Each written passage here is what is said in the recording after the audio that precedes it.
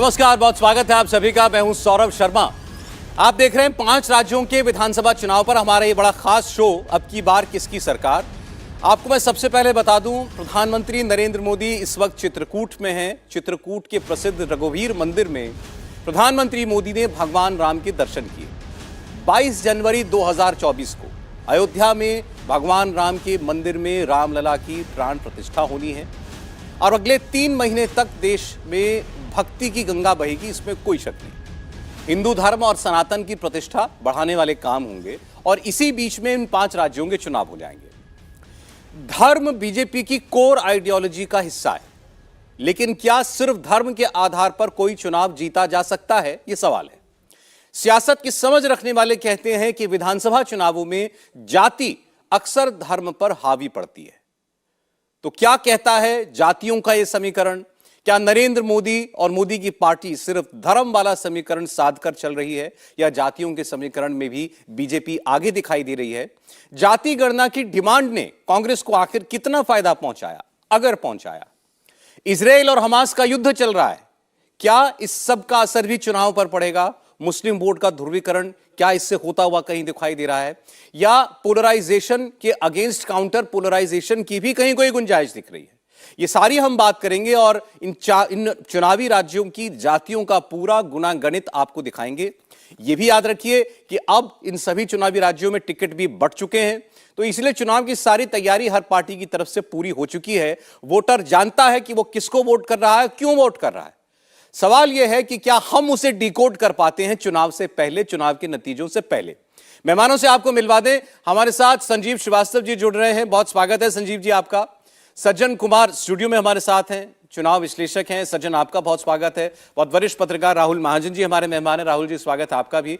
और भावेश झा चुनाव विश्लेषक हैं सीएनएक्स के, जिन्होंने सर्वे हमारे लिए किया था, उसका डेटा भी लगातार आपकी स्क्रीन पर आ रहा है। भावेश आपका भी बहुत स्वागत है।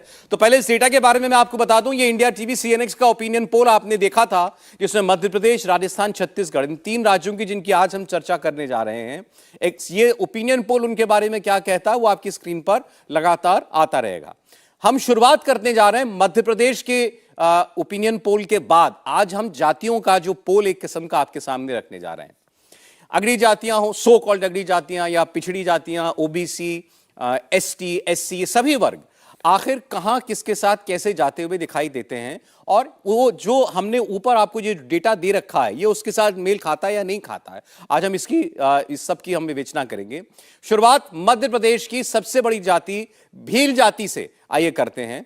भील वैसे तो 100 से अधिक अनुसूचित जनजातियों में से एक जनजाति है मध्य प्रदेश की, लेकिन खास तौर पर मध्य प्रदेश में जब भील की बात करते हैं तो इनकी तादाद इन अनुसूचित जातियों में सबसे ज्यादा है, और प्रदेश की कुल आबादी में भी भील का हिस्सा तकरीबन 10% का है।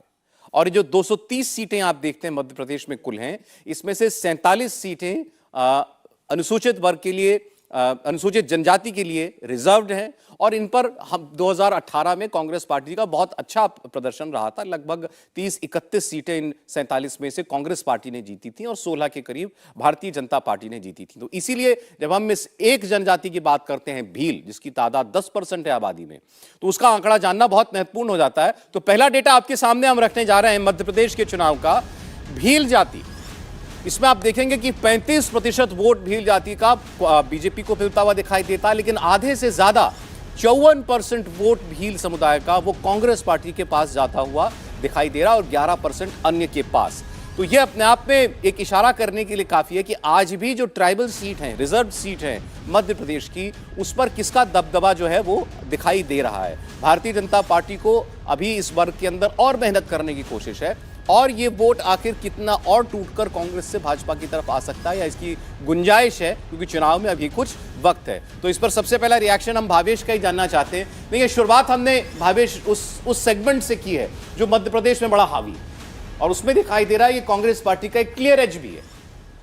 बिल्कुल, देखिए आप मध्य प्रदेश में कांग्रेस की जो राजनीति आप देखेंगे, पहले जो कांग्रेस की जो राजनीति रही है वो राजपूतों के इर्द गिर्द रही। राजपूत के जो सबसे बड़े नेता हुए दिग्विजय सिंह और अर्जुन सिंह, वो वहाँ के सीएम थे। पहले जो कांग्रेस की थी वो राजपूतों को लेकर बहुत गेम खेलती थी, लेकिन धीरे धीरे आप देखेंगे कांग्रेस का एक मजबूत दबदबा होता गया दलित में, आदिवासी में, और उसका इस प्रेजेंट विधानसभा चुनाव में भी देखने पाता है। जब अगस्त के महीने में उन्होंने इसी जाति से आने वाले कांतिलाल भूरिया को एक प्रमुख अच्छा रोल दिया था। तो बीजेपी यहाँ पे चूक ये गई है। एक तो कांग्रेस वहाँ पे पिछले विधानसभा चुनाव में भी अच्छा परफॉर्मेंस की थी, और इस विधानसभा चुनाव में भी आप देखेंगे कांग्रेस ने एक अच्छा किया, उसको बीजेपी को एंटी आदिवासी करके प्रमोट करना शुरू किया है। खासकर वहाँ से जब आपने देखा होगा जो पार्लियामेंट का इनॉग्रेशन हो रहा था, जब प्रेसिडेंट द्रौपदी मुर्मू को इन्वाइट नहीं किया गया था, तो वहाँ से उसका असर वहाँ कुछ न कुछ दिखता जा रहा है। हालांकि आप यदि देखेंगे जो लोकल बॉडीज के इलेक्शन हुए थे, तो आदिवासी दबदबा वाले क्षेत्रों में भी बीजेपी ने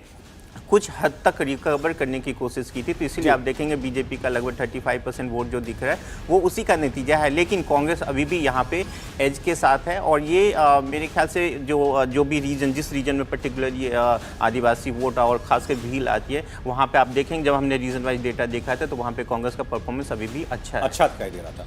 देखिए, वैसे तो कोई भी पार्टी हो वो अपने सारे गुणांकनित करके रखती है। चुनाव में जाते हुए जो टिकट भी बांटे जाते हैं उसमें बहुत देखा जाता है कि कौन सी जाति का है, कौन से वर्ग का है, इसके सामने कौन सा उम्मीदवार हो सकता है, पिछले चुनाव का इतिहास क्या बताया जा रहा है, या उस असेंबली सेगमेंट में किस वर्ग का कितना बोलबाला है।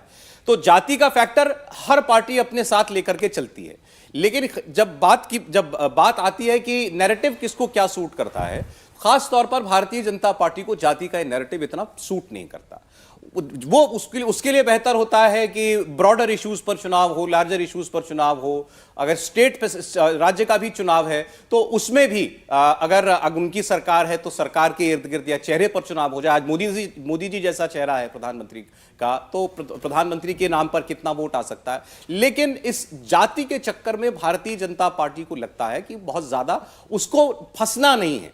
तो इसलिए इस चुनाव में खास तौर पर, क्योंकि अदर साइड का जो नैरेटिव है कांग्रेस पार्टी का, वो पूरा जाति का नैरेटिव है, जाति जनगणना का, ओबीसी का नैरेटिव है।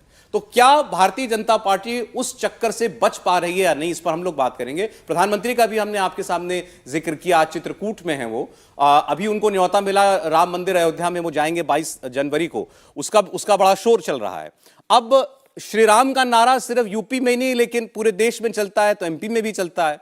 14 साल के वनवास के दौरान भगवान राम ने सबसे ज्यादा समय बिताया था तो चित्रकूट और पंचवटी में बिताया था, और नरेंद्र मोदी चित्रकूट गए और वहां उन्होंने भगवान राम को याद किया। उन्हीं के शब्दों में आपको सुनाते हैं। और अभी 2 दिन पूर्व ही मुझे अयोध्या में श्री राम जन्मभूमि तीर्थ क्षेत्र ट्रस्ट द्वारा प्राण प्रतिष्ठा समारोह में शामिल होने का निमंत्रण मिला है। इसे भी मैं अपना बहुत बड़ा सौभाग्य मानता हूं। इस अमृतकाल में देश विकास और अपनी विरासत को साथ लेकर चल रहा है। संजीव श्रीवास्तव जी, प्रधानमंत्री अभी भी बात कर रहे हैं भगवान राम की, विरासत की बात कर रहे हैं। वो कहते हैं विकास की बात हो, विकास के मुद्दों पर बात होनी चाहिए। ये जाति वाला मामला जो है बहुत ज्यादा भाजपा जो है इसको डिटेल में इसमें जाना नहीं चाहती, लेकिन इससे बच पा रही है क्या इन चुनाव में? देखिए, मेरे ख्याल से जिन राज्यों में चुनाव हो रहे हैं अभी विधानसभा के, उनमें ये जाति वाला मुद्दा उतना प्रभावी नहीं रहेगा, या लोकसभा के अनुपात में कम प्रभावी रहेगा, क्योंकि यहाँ पे कास्ट एक फैक्टर है, डेफिनेटली है, लेकिन ये जातीय जनगणना और ये सब जो मुद्दे हाल में खड़े हुए हैं वो अभी उस तरह की गर्मी में नहीं आए, और यहाँ की जातिगत राजनीति उससे पहले भी काफी स्टैब्लिश सी थी। इसमें कोई नया बहुत भारी फेरबदल नहीं होगा। अब देखिए, जहां तक बात, अब जैसे अभी कह रहे थे भावेश की राजपूतों की इर्द गिर्द कांग्रेस की राजनीति घूमी, बिल्कुल सही बात है, लेकिन वो पिछले 3 दशक से पहले जाए तो ब्राह्मणों के इर्द गिर्द भी थी। श्यामचरण शुक्ल थे बड़े नेता, विद्याचरण शुक्ल बड़े नेता थे, केंद्र में अर्जुन सिंह के प्रतिद्वंदी। उससे पहले एक सेठी साहब थे, मेरे पूरा नाम ध्यान नहीं आ रहा, वो भी बहुत इंपॉर्टेंट एक नेता आते थे वहां से।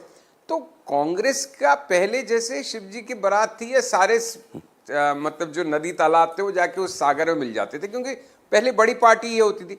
फिर बीजेपी ब्राह्मण बनियों की पार्टी की तरह देखी गई, लेकिन अब मोदी जी ने उसको बहुत हद तक न्यूट्रलाइज किया उस कॉन्सेप्ट को, क्योंकि बड़ी संख्या में पिछड़े वर्ग को टिकट्स दिए गए। लेकिन बीजेपी की जो मुझे सबसे बड़ी एक समस्या नजर आती है विधानसभा चुनावों के संदर्भ में, वो ये है कि कांग्रेस का चूंकि आला कमान कमजोर है, तो क्षेत्रीय छत्र काफी मजबूत है और उस हिसाब से जातिगत नेता वगैरह मजबूत है। लेकिन चूंकि बीजेपी का आला कमान किसी समय के इंदिरा गांधी के आला कमान जैसा है, तो बाकी सब गौण हो गए क्षेत्रीय नेता वगैरह, तो उनका जो लाभ भी मिल सकता था, क्योंकि किसी का कद ही उस तरह से नहीं बढ़ाया जाता है उस अनुपात में, तो वो एक जो केंद्रीयकरण हुआ है बीजेपी नेतृत्व का, उसका कहीं ना कहीं खामियाजा बीजेपी को विधानसभा चुनाव में और इस जातीय राजनीति के मुद्दे पे शायद कुछ झेलना पड़ता है। लोकसभा में उसकी समस्या नहीं रहती, क्योंकि लोकसभा में एक सबसे बड़ा चेहरा प्रधानमंत्री का चेहरा, प्रधानमंत्री के नाम पे वोट, तो ये एक पेच है मेरी समझ में। नहीं, अब देखिए इसीलिए बीजेपी का प्रयास देखिए क्या है। अब ये राम मंदिर का तो मुद्दा अभी आ गया, क्योंकि प्रधानमंत्री को न्योता मिला, तो अब एक बड़ा इशू वो बन गया। प्रधानमंत्री भी उसको जहां मुमकिन है उस इशू को छूते जाते हैं, बताते जाते हैं। वरना इससे पहले देखिए ये अभी हमास का आतंकी हमला इजराइल पर हुआ, गाजा में युद्ध चल रहा है इजराइल फिलिस्तीन और गाजा इजराइल का।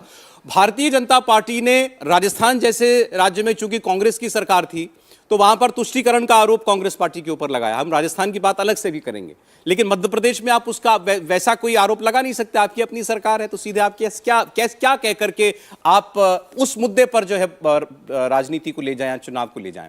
तो ये बीजेपी ने ये प्रेस कॉन्फ्रेंस करके इस बात की इल्जाम लगाया राहुल जी कि ये कांग्रेस पार्टी जो है ये हमास की समर्थक है। कांग्रेस पार्टी आतंक करने वाले एक संगठन का बचाव करती है, उसकी पैरोकार है। तो मुद्दा चाहे कितना दूर का भी चुनाव हो, लेकिन चुनाव में उसको लाया गया।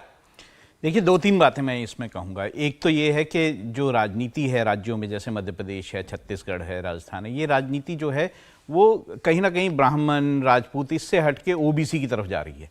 राजनीति में ओबीसी का जो सारा प्रभुत्व है वो बढ़ रहा है, और राजनीतिक पार्टियों का अगर टिकट डिस्ट्रीब्यूशन भी देखें आप, तो भी उसी तरह से हो रहे हैं कि पिछड़ी जातियों में को ज़्यादा टिकट दिए जाते हैं। दूसरी बात ये है कि जैसे आपने कहा, अब ये जातिगत राजनीति जो है इसका तोड़ कैसे किया जाए, क्योंकि आपने अभी भील और ट्राइबल्स की बात की। अगर मध्य प्रदेश की ही बात करें हम, तो जो ट्राइबल्स हैं वो लगभग 23% जो है, 24% ट्राइबल पॉपुलेशन है, और उसमें अगर एससी मिला दे 40% है, उधर ओबीसी 50% है, अगर जाति की ही हम बात कर रहे हैं।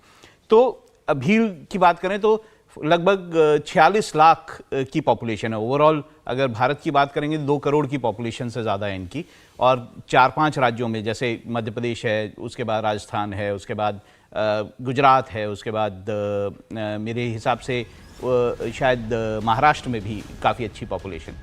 तो अब मुश्किल ये है कि इसको अगर जातिगत राजनीति हो रही है राज्यों में, तो उसको कैसे तोड़ा जाए। तो उसका बीजेपी के पास 2 तोड़ हैं।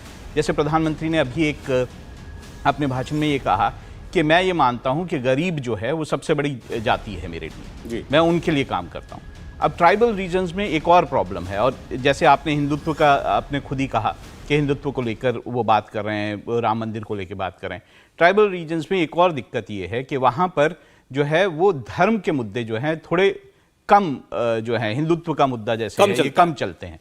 और वहाँ पर जैसे होना क्या चाहिए, ट्राइबल रीजन्स की अगर हम बात करते हैं तो होना ये चाहिए कि वहाँ पर विकास के मुद्दे ऊपर आने चाहिए, क्योंकि ट्राइबल रीजन्स में विकास कहीं दिखता है, मध्य प्रदेश में कहीं नहीं दिखता है, और बहुत सारे जो अंदरूनी इलाके में बिल्कुल ही नहीं दिखता है। तो ऐसे में विकास के मुद्दे होने चाहिए, पानी के मुद्दे होने चाहिए, बाकी सब मुद्दे जो हैं वो सामने आने चाहिए, लेकिन आते हैं जातिगत मुद्दे। और इसी के कारण बीजेपी वहाँ पे शायद आरएसएस के बहुत बेहतरीन काम के बावजूद वहाँ पे इनरोड्स नहीं बना पाई है। इसलिए बीजेपी का जो फोकस है वो हिंदुत्व है, बीजेपी का फोकस है कि ये चुनाव जातिगत ना हो पाए। अब 7-8% मुस्लिम पॉपुलेशन है, जैसे अगर हम यही बात आपने जो कहा कि भाई धर्म का कार्ड चल जाए, तो ऐसे प्रदेश में भी जैसे हम 3 राज्यों की भी बात करेंगे, 7-8% मुस्लिम वोट मध्य प्रदेश में, 9% के करीब राजस्थान में, छत्तीसगढ़ में तो 2% है। 10% से कम वाले राज्यों में भी ध्रुवीकरण किया जा सकता है। राहुल जी सही बिल्कुल, देखो अगर आप मुस्लिम वोट की बात करें, चलिए मध्य प्रदेश की बात करते हैं, 50 लाख का लगभग मुस्लिम वोट है, लेकिन कुछ पॉकेट्स में मतलब अगर पूरे प्रदेश देखें तो उतनी तरह असर नहीं डालता, लेकिन हाँ एक साइजेबल पॉपुलेशन है जो कि जैसे इंदौर का इलाका है, भोपाल के इलाके हैं, उस साइड काफ़ी ज़्यादा इनकी पॉपुलेशन है और वो वहाँ पर असर डालते हैं। लेकिन आप बात करें ध्रुवीकरण अगर करेंगे तो अगर हिंदुत्व के नाम पे वोट हुआ तो फिर जाति जो है वो गौन हो जाएगी, फिर हिंदुत्व के नाम पे पूरा वोट आएगा और ऐसे में अगर कंसोलिडेशन होता है तो बीजेपी को फायदा रहेगा। चलिए कुछ और समूहों की बात कर लेते हैं, जातियों की बात कर लेते हैं, क्योंकि आज हम स्पेसिफिकली बात करने जा रहे थे कि इन जातियों का जो वोट है वो किधर जाता हुआ दिखाई देता है। हमने एक बड़े ट्राइबल समूह की बात की, भील की। अब कुछ ऐसी जातियां जो ट्रेडिशनली भारतीय जनता पार्टी की तरफ जाती हुई दिखाई देती हैं, जैसा अभी संजीव जी ने कहा था ब्राह्मण बनिया पार्टी कहलाती थी भारतीय जनता पार्टी, अब वैसा रहा नहीं, लेकिन फिर भी राजपूत, ब्राह्मण, बनिया, ये तीन समुदाय जो हैं किधर जाते हुए दिखाई देते हैं। पहले राजपूत वोट की बात करें तो मध्य प्रदेश में अच्छा खासा राजपूत वोट है और 45 सीटों पर उनका प्रभाव भी है। तो राजपूत वोट किधर जाता हुआ दिखाई देता है, इसमें आप देखेंगे लगभग 72% जो है वो भारतीय जनता पार्टी को राजपूत वोट मिलता हुआ एमपी में दिखाई दे रहा है, कांग्रेस को केवल 12% वोट। तो यहां लगभग एक तरफा वोट है, एक तरफा झुकाव है बीजेपी के लिए जहां तक राजपूत वोट का सवाल है। ब्राह्मण वोट की बात कर लेते हैं। ब्राह्मण वोट में आपको कैसी तस्वीर दिखाई देती है?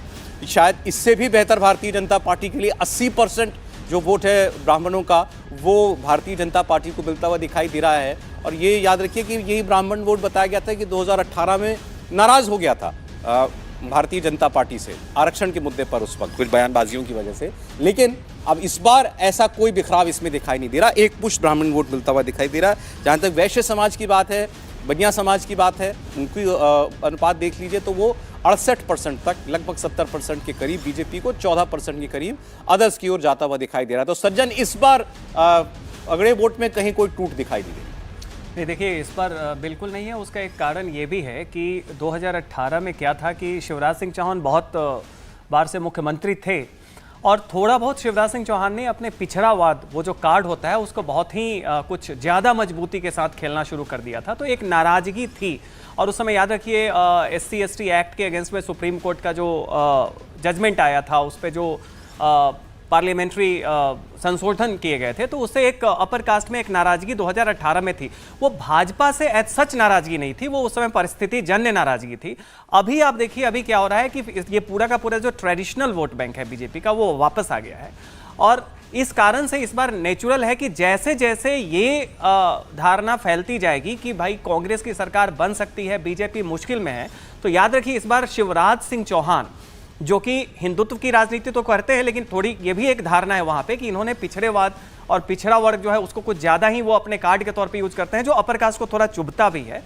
इस बार क्या हुआ है, चूंकि बीजेपी ने बहुत सारे बड़े नेताओं को अलग अलग जातियों से फील्ड कर दिया है, तो शिवराज सिंह चौहान अब एक चुभती हुई कोई फैक्टर नहीं है। इस कारण से कोई कारण नहीं है कि इस बार वो बीजेपी से नाराज हो। और एक और बात जो भील समुदाय का है, ये भी याद रखना चाहिए कि मालवा, निमार और जो महाकौशल रीजन है उसमें भील समाज में एक बड़ा तबका वो क्रिश्चियन है उसमें, इसलिए वो कांग्रेस का ट्रेडिशनल सपोर्टर है। यही चीज अगर आप भिलाला कम्युनिटी में देखें जो उपजाति है, जो हिंदू है, या आप इधर बाकी जगह देख लें छत्तीसगढ़ के बॉर्डर पे गोंड कम्युनिटी वगैरह में, तो आपको थोड़ी अलग दिखेगी। तो भील समाज की यह है कि एक तो क्रिश्चियन फैक्टर है, दूसरा आदिवासी पार्टी चाहे छोटो भाई बसावा की बीटीपी हो या कोई भी हो, उनका भी एक हमेशा से रहा है कि अलग राजनीति हो। तो इस बार आप देखिए कि शिवराज सिंह चौहान के कारण और SC/ST एक्ट वाले मसले के कारण जो 2018 में अपर कास्ट की जो नाराजगी थी, खासकर वाघेलखंड वगैरह में और बाकी कुछ राज्यों रीजन्स में, इस बार कम है। और निश्चित तौर पे आप देखिएगा जो 2-3 महीने पहले लग रहा था कि इस बार एंटी इनकम्बेंसी में हर जाति नाराज है, फोकस जरूर ओबीसी के ऊपर है, लेकिन ये कहीं ना कहीं कांग्रेस ने चूंकि ओबीसी कार्ड खेला है, तो इसके सटल रिएक्शन में काउंटर कंसोलिडेशन जो ट्रेडिशनल अपर कास्ट वोट है वो इस बार बीजेपी के साथ आएगा और ये बहुत ही एक स्वाभाविक प्रतिक्रिया है। अब ओबीसी की बात कर ही लेते हैं। चुनाव का वक्त आता है तो अपनी जाति बताने का चलन भी बढ़ जाता है। सैकड़ों साल तक जिन परिवारों ने राज किया, जो राज परिवार हैं, उनकी रियासतें रही, वो भी बता रहे हैं कि हम भी पिछड़ी जाति से आते हैं, ओबीसी से आते हैं, पिछड़ा समाज के हैं। मध्य प्रदेश में रसूख रखने वाले एक रियासत के राजा ने भी कहा कि वो तो कुर्मी है। अब कुर्मी वोटर किधर है ये भी जान लेते हैं। तो आप देखेंगे आपके सामने डेटा आ रहा है। ओबीसी की जब हम आपको बात करेंगे तो आपको ये बटा हुआ दिखाई देगा बिल्कुल। 54% कुर्मी वोट बीजेपी को जाता हुआ दिखाई देता है, 41% कांग्रेस पार्टी के पास जाता हुआ दिखाई देता है। इसी तरह आप किराड़ वोट की बात कीजिए, अगला जो समूह है उसकी बात कीजिए, जिस जाति से खुद मुख्यमंत्री शिवराज सिंह चौहान आते हैं, किराड़ धाकड़, वो देखिए वो 84% तक बीजेपी के साथ है, 5% कांग्रेस की तरफ है। तो यहाँ पर बीजेपी के लिए बिल्कुल एकमुश्त वोट है। इसके अलावा यादव वोट की आप बात करें अगर, ये आपको डिवाइडेड दिखाई देगा, 47% बीजेपी, 35% कांग्रेस, अन्य की तरफ 18%। और अगर बाकी अदर ओबीसी की बात करेंगे, बाकी पिछड़े वर्ग की बात करेंगे, तो 56% ये बीजेपी की तरफ है, कांग्रेस पार्टी की तरफ 32%। तो आप अगर इन चारों, हमने 4 हिस्सों में आपको दिखाया ओबीसी वोट, इसको भी अगर आप जोड़ लें तो इसमें आपको एक बड़ा क्लियर डिसाइसिव एज वोट का जो है वो बीजेपी के खेमे में जाता हुआ दिखाई देगा। जबकि ओबीसी का मुद्दा जो है वो मुद्दा है कांग्रेस पार्टी का, लेकिन फिर भी मध्य प्रदेश में कम से कम ओबीसी वोट के नाम पर अगर कहीं किसी के लिए कोई सेंटिमेंट दिखाई दे रहा है प्रबल, तो वो बीजेपी के लिए दिखाई दे रहा है। कैसे देखते हैं इसको संजीव जी?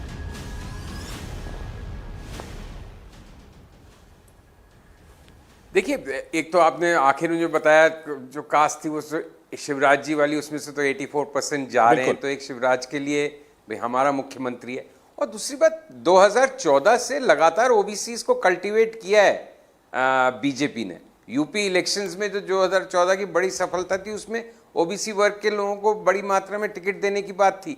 अब ये जातिगत राजनीति का काउंटर करने के लिए हिंदुत्व आ रहा है कि असल में तो हिंदुत्व का काउंटर करने के लिए जातिगत राजनीति का मामला विपक्ष ने उठाया। ये तो मुर्गी पहले अंडा ही बात। तो जातिगत राजनीति तो 6 महीने शुरू हुई है, हिंदुत्व की राजनीति तो पिछले कितने लंबे समय से चल रही है। तो उसका तोड़ कहीं ना कहीं उन्होंने सोचा कि जातिगत राजनीति हो सकती है। अब उसका कितना लाभ उन्हें मिलेगा वो एक देखने की बात है। तो देखिए, बीजेपी एमपी में बीजेपी की जो प्रयोगशाला है आरएसएस की, जो उनका गढ़ है, वो गुजरात से भी पुराना है, इसलिए वहां पे उनकी एक पैठ है। लेकिन जहां तक ये बैकवर्ड्स की पॉलिटिक्स है, बैकवर्ड्स की पॉलिटिक्स चाहे दलित चाहे ट्राइबल्स, शुरू में आपने भील की बात की, ये कांग्रेस का परंपरागत वोट बैंक रहा है। और ऐसा नहीं कि उसमें बड़ी संख्या क्रिश्चियंस की है, इसलिए हिंदुत्व से ज्यादा मोबिलाइजेशन अपर कास्ट में ही होता है। ये प्रॉब्लम है। हिंदुत्व के साथ लोअर कास्ट उतने और बैकवर्ड्स उतने आइडेंटिफाई नहीं करते जितने अपर कास्ट प्रभुत्व वर्ग आइडेंटिफाई करता है। इसलिए आपने देखा कि अगड़ों के अंदर जबरदस्त उसकी एक वो है कंसोलिडेशन। नहीं तो दिग्विजय सिंह, अर्जुन सिंह की बात हुई थी, और आप देखिए राजपूतों का बल्क ऑफ वोट कांग्रेस के अगेंस्ट है। क्यों? क्योंकि वो अपर कास्ट है, वो हिंदुत्व के मुद्दे के साथ अपने आप को ज्यादा क्लोजली कहीं आइडेंटिफाइड फील करता है। तो ये मेरे ख्याल से ज़्यादा इंटरेस्टिंग ऑब्जर्वेशन है। और इस तरह के जो आप समीकरण बता रहे हैं, उस तरह से तो अगर ज़्यादातर कास्ट बीजेपी के साथ है अदर देन भील्स, तो फिर कहीं ना कहीं भावेश शायद चुनावी नतीजों की तरफ भी संकेत दे रहे हैं। नहीं, देखिए उनके अनुसार अब जो पिछला सर्वे हमारा था उसका डेटा चल रहा है स्क्रीन पर, उसमें एक स्लाइड मार्जिन से ही सही, लेकिन बीजेपी अलग आगे दिखाई दे रही थी, सरकार बनाने की पोजीशन में दिखाई दे रही है मध्य प्रदेश में। और अगर इस जैसे जो बात संजीव जी ने कहा कि अगर समाज के अंदर अलग अलग वर्गों का समर्थन भारतीय जनता पार्टी के पास लगभग सभी वर्गों में ऐसा दिखाई दे रहा है, अगड़ों में दिखाई दे रहा है, ओबीसी में दिखाई दे रहा है, तो फिर तो ये तो जो भावेश के नंबर हैं ये जस्टिफाई ही होते हैं इससे।